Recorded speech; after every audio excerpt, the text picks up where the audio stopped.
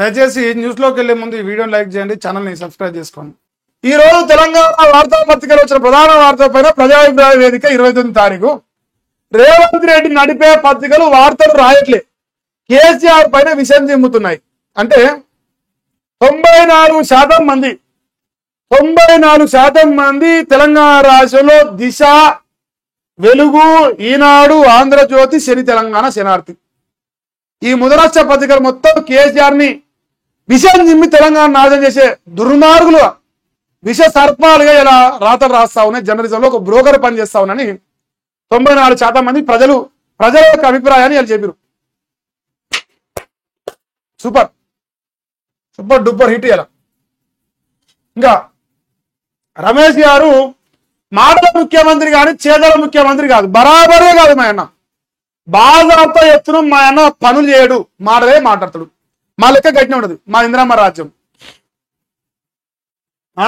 Sheikh server అట hi Mahesh అని అంటాడు, థ్యాంక్ యూ. జోడల్ వినాయక్ గారు జై శ్రీరామ్ తమ్మి గుడ్ మార్నింగ్, థ్యాంక్ యూ అన్న. మాణిక్యం 4 సార్లు ఎందుకన్నా ఉన్నంత కాలం ఆయనే ప్రధాని అని రాస్తే అయిపోయా. ఎవరు ఆయన బతుకున్నంత కాలం అంటారా? ఇప్పుడు నరేంద్ర మోదీ బతుకున్నంత కాలం అయితే నాకు తెలిసి ఈ దేశంలో ఇక కాంగ్రెస్ పార్టీ అధికారం రాదు నేను అనుకుంటున్నాను. మాణిక్యమన్నా మరి నువ్వు సర్కాస్టిక్గా పెట్టినావా ఏందో నాకు తెలియదు, కానీ నేనైతే గది చెప్తాను. బలం జై కేసీఆర్ జై తెలంగాణ, థ్యాంక్ యూ. ప్రసాద్ గారు జై రేవంత్ అన్న, మా రేవంత్ అన్న, థ్యాంక్ యూ ప్రసాద్ అన్న. ఒక్క కామెంట్ మా అన్న కోసం వచ్చిందే, ఐఎమ్ వెరీ హ్యాపీ టుడే. ఎన్ కృష్ణ అంట జై శ్రీరామ్ జై భారత్ మాత, థ్యాంక్ యూ. సంపత్ గారు జై శ్రీరామ్. నేను గాడిదే వారసు, నీ కూడా గంతే అన్న, హరహర మహాదేవ అని పెట్టింది, థ్యాంక్ యూ.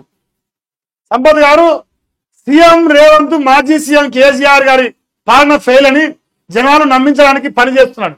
ఈ గ్రామంలో పరిపాలన మర్చిపోయిన సీఎం రేవంత్ నా అంచనా ప్రకారం స్థానిక సంస్థల ఎన్నికలు జరిగిన 30 రోజుల్లో సీఎం అవడం ఖాయం అంటారు. సంపద ఏమంటుంది సార్, కేసీఆర్ యొక్క పరిపాలనను వైఫల్యం చెందింది అని చెప్పడం కోసం పరిపాలిస్తున్నాను అంతే. ప్రజలకు పరిపాలన చేస్తలేడు.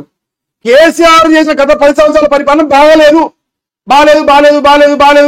అని చెప్పడానికి పనిచేస్తుంది అంతే. అదేమినిపిస్తుంది మనకు, బాగుందని మన యాపా కూడా రోజు తింటే తీయగానంటే అనిపిస్తుంది ఇప్పుడు అంతే. ఇప్పుడు రివర్స్ అనిపిస్తుంది లోకానికి. సంపద కంటే ఇప్పుడు జై మహాత్మా నాథురామ్ గాడ్సే, థ్యాంక్ యూ అన్న. మాణిక్యం గారు ఏమంటే వరద బాధితుల సమస్యల మీద మాట్లాడాల్సిన సీఎం అక్కడ కూడా రాజకీయం చేస్తున్నాడు. కాళేశ్వరం మీద మాట్లాడు ఏందన్నా, మీ అన్న ఏమాత్రం ప్రజా సమస్యల పైన మా అన్న అంటారేమా మీరు? మా అన్న ఏంది అమరాబాదు అడవులోకి వెళ్ళి తొక్కుకుంటూ వచ్చి ముఖ్యమంత్రి అయ్యి మొదవరు అయ్యిండు మా అన్న. అమరాబాదు పులి మా అన్న అంటారు ఏంది మీరు? గమ్మత్తున్నారు.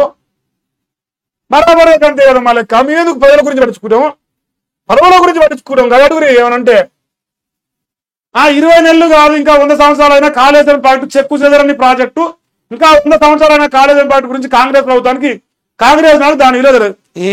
రుణాలు కట్టుకొని తిరుగుతారు వాళ్ళు, వాళ్ళకేం తెలుస్తాయా? అడుగుతా అసలు.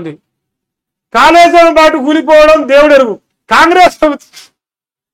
కాళేశ్వరం ప్రాజెక్టు కూలిపోవడం దేవుడెరుగు, కానీ కాంగ్రెస్ ప్రభుత్వం కూలిపోతాడ అన్నా. నేను చెప్పలేదు, నమ్మి ఒక్క పని చేయకు వాళ్ళు అంటారు. నేను తగినకంత ప్రజల అభిప్రాయం ఏదికని, అది నా అభిప్రాయం కాదల్లా, అంత ప్రజల యొక్క అభిప్రాయమే. వెంకటేష్ గారు యాసంగిలో మాట్లాడమను, అప్పుడు పంటలు ఎండిపోకుండా నీళ్ళు ఇయ్యం మేము. 1,50,00,000 టన్నుల వరి ధాన్యం మమ మంత్రాలు గణపతి బప్ప మోరి అని కదా ఎమ్మడే పంట మాతాయి. ఇంకంతే మంత్రాలు పోవాలి. మన బాబనైన మంత్రాలు చదివితే మన పంట మంత యాసంగిలా మనకెందుకన్నా నీళ్లు అవసరం మనకు?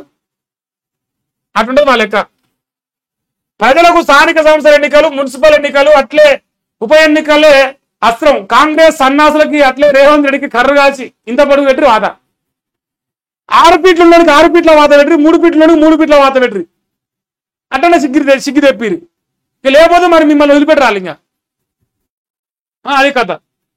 నెక్స్ట్ మా పెద్ద జీతగాడు ఎమ్మెల్సీ సిద్ధపండు పాషా ఎక్కడ పోయిండు నిరుద్యోగ సమస్యలు ఆయన క్యూన్యూస్ కే తరఫ్ సే ఇది ముబారక్ దేతాము కుల పెట్టుకొని 10 రూపాయలు కింద కట్ చేసుకోడు అంతే. ఎందుకంటే మా రేవంత్ అన్నను, మా కేసీఆర్ను, మా కేటీఆర్ను, మా వెంకటన్ను ఏమో మీరు అందరూ పూర్తిగా ముస్లింలు మారంటే కింద కట్ చేసుకోవాలని అవమానించిన కిరాతకుని మరి మనం అవమానించడం తప్పలేదు. కాబట్టి నేను ఏమంటానంటే సంపద అన్న మా సిద్ధపాటు మల్లేశ గారు పెద్ద జీతగాడు. కాంగ్రెస్ కు ఓడేస్తే 10,000 వస్తుందా, 15,000 వస్తుంది. చెయ్యి గుర్తుకు ఓడేస్తే 2,000 వస్తుందా, 4,000 వస్తుంది అని చెప్పిన లంగమల్లేశ కానీ చెప్పులు మరలో కొట్టి తల చెంపలు కూడా చసాలి. మన రైతుల చెప్పులు బంద బస్సు ఉంటాయి. కేసీఆర్ చెప్పిన చాలా బంద బస్సు ఉంటాయి. మా లెక్క గట్టి ఉంటుంది. ఇందయ్యా ప్రజా పోయిందయ్యా కామెంట్ చేదగాని పాల్గంట కిరణ్ గారు మన అన్న కామెంట్ చేసింది. Thank you so much. So ఇంతవరకు లైవ్ ఈరోజు మార్నింగ్ న్యూస్ అనిపిస్తుంది.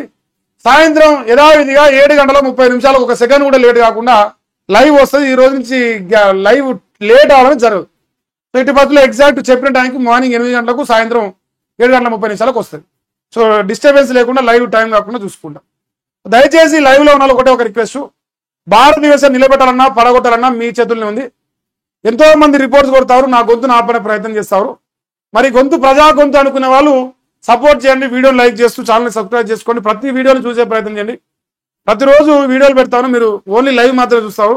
సో దయచేసి సహకరించాలని కోరుతా ఉన్నాను నా తరపు నుంచి అయితే.